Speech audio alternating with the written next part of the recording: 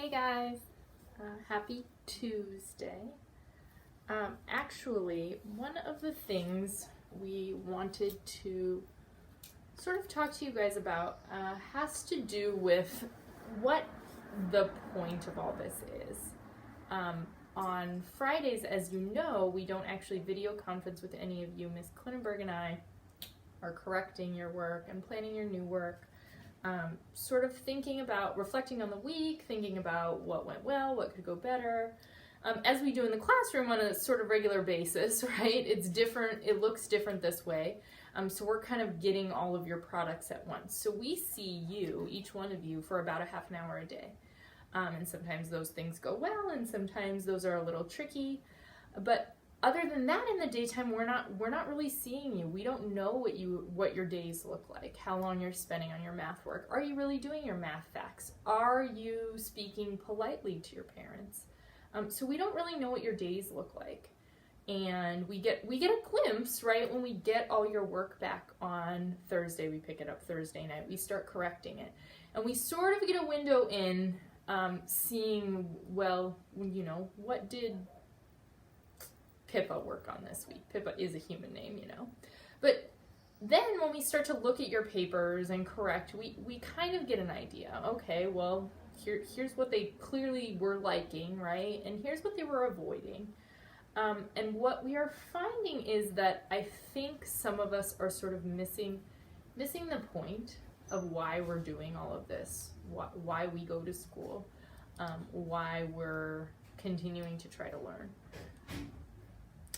And I will tell you guys, it's not about Miss K or I. You're not doing the work for us. It's not going to matter. It will matter to me in 15 years what kind of human you are. Are you happy in your job? Are you satisfied? Are you making a difference in the world? Are you being kind? It's not going to matter if you know your math facts. It's not going to matter to me. Right? I want you to know them now because it's going to make your life better. It's going to open up windows for you that make things easier for you. But really all this work you're doing isn't really, oh, I knocked my markers right off and they didn't even spill. The work you're doing really isn't for Miss K or I or Miss J or your parents. I think some of you are sort of thinking, well, my mom or my dad is making me do this. It's not for them. It's for you guys. And here is actually a quote, and I'll have you guys kind of think about. I purposely didn't write who said it, but it's a person that's very important to our school and the kind of education that we do at the Children's Place. It is the child who makes the human, and no human exists who is not made by the child he once was. That is actually Dr. Maria Montessori, who is sort of the founder of our way of teaching, which does look a little different than other schools. And Dr. Montessori was a wise lady, she was a smart lady. You right now, and you might not think it or feel it, and this might be way beyond you, but you right now, with each choice that you're making in your day, you're shaping the human you want to be. And the sort of vibe or aura, it's a fancy word, aura is sort of what you're sending out into the universe. So here's the thing, when we're in school, we can guide you to have conversations with your peers. How do you speak with someone respectfully? What do you do if you're having a hard time with your math work? How do you solve a problem with a classmate? What do you do when the whole class is sort of having the same problem? How do you handle getting frustrated? All of these things that we sort of help you with in the classroom, we're not able to help you now. We have the 30 minutes that we're together, but those sort of interactions that we guide you through, we're hoping that you've been with us long enough that you're still thinking about these things. Thinking about how you speak to your siblings, how you speak to your parents, your tone of voice. Sometimes we don't even hear how we say things. Saying in a whiny tone or in a rude tone. So I am asking you, so that has to do with sort of your social emotional, right? Socially and emotionally, you're growing up. That's part of what school is, right? How you're interacting with others in your life, how you're growing up as a human. Then there's sort of the school side. We call that academic.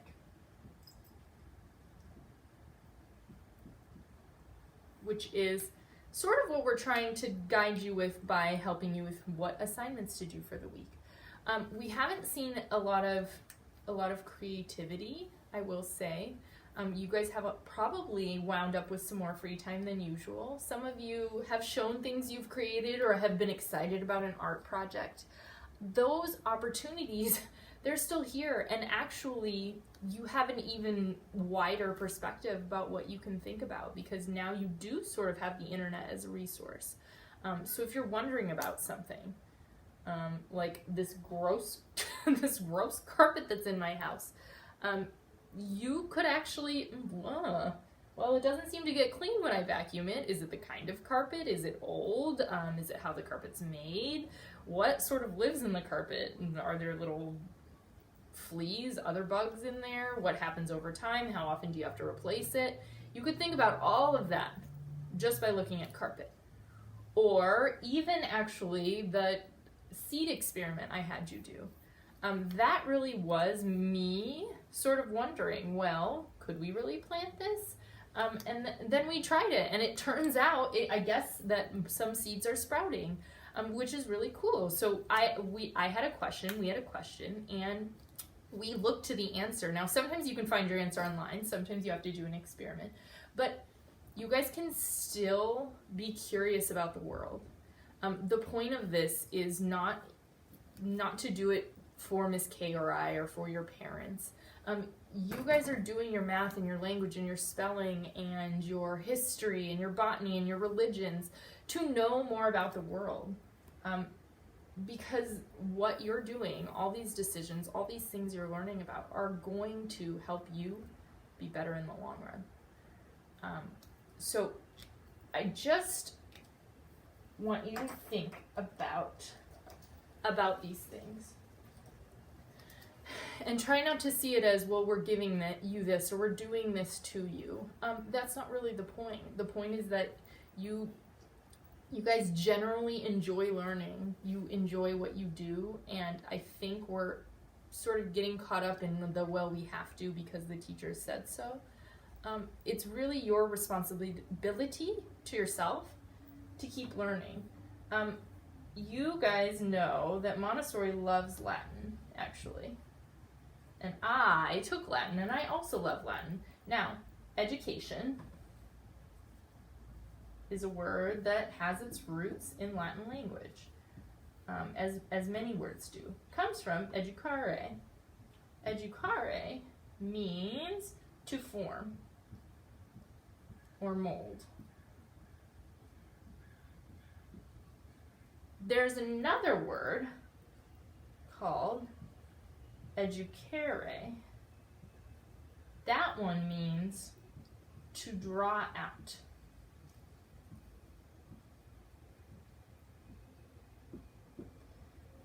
You're probably wondering, why is she talking about this? Well, to form or to mold, that would mean, well, by giving you this math worksheet, I am creating you, so I'm filling you up with all these things to know about math and language. I'm forming you. This other meaning, to draw out, educare, is really actually what Montessorians and us, we teachers, especially at the Children's Place, believe about education. We're trying to draw out of you the human you want to be. What is it that you are interested in? What do you want to bring to the world when you're a grown-up? Solutions, this is really based on coming up with solutions to things you might have never thought about. We're in a weird time in the world. There's a disease that was never seen before, this virus, right?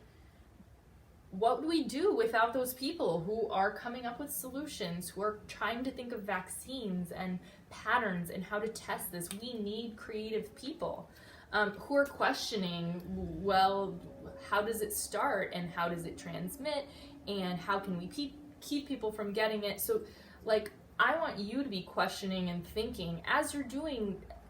It might just seem like a math or language work. But all these people that sort of question and think and create are really doing this. They're drawing out from what's already inside of them and shaping it into something bigger. I don't want you guys to just sit there like blobs, right? Waiting for us to sort of put the knowledge in you. We're not creating it. You guys are creating your knowledge. And I think that it's important that you sort of remember that.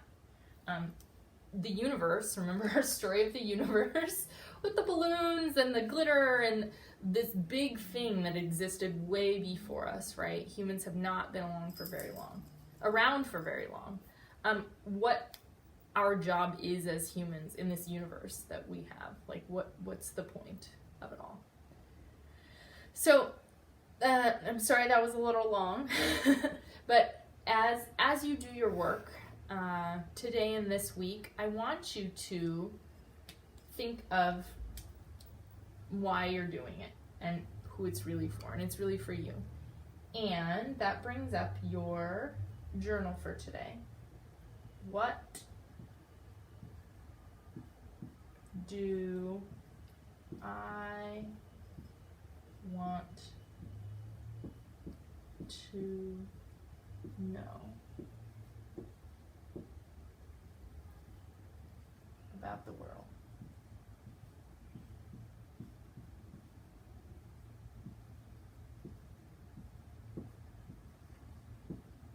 Why do cats meow instead of bark? Why do cats clean themselves and dogs don't?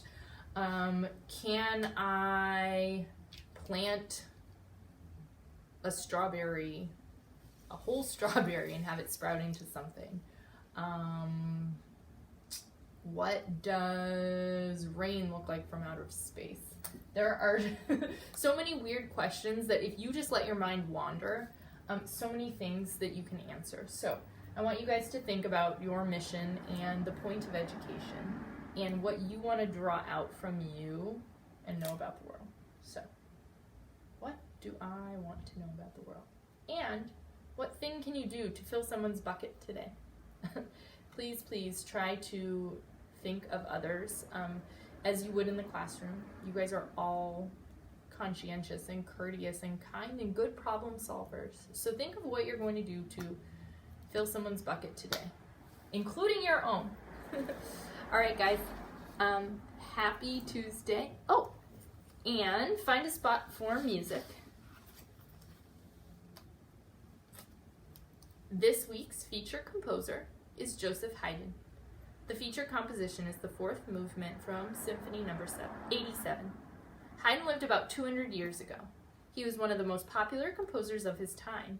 He knew how to use musical ideas in such a way that we would be able to follow along. In his Symphony No. 87, Haydn decided to use the strings to play his main idea the first time. A little later on, he used the wind instruments to play his tune. Haydn knew that because his main theme was cheerful and bouncy, we would recognize his theme, even when the instruments changed. And I wanted to tell you guys, enjoy your Zoom special guest. I might try to also join because I think there's a lot to learn about the world. But in case I miss it, you guys can fill me in. All right, have fun.